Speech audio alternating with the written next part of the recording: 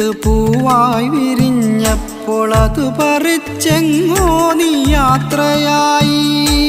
മനസ്സിൻ്റെ നൊമ്പരം വിധിയെന്നു ചൊല്ലി മൗനമായി ഞാനും ഇരുളേറ്റുവാങ്ങുന്നു.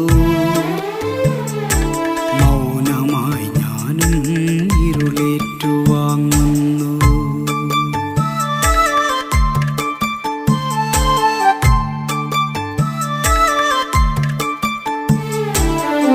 പാടി പാടുന്ന വിരഹഗാനം കേട്ട് രാവേറെ നിന്നെ ഞാൻ ഓർത്തു പാടി.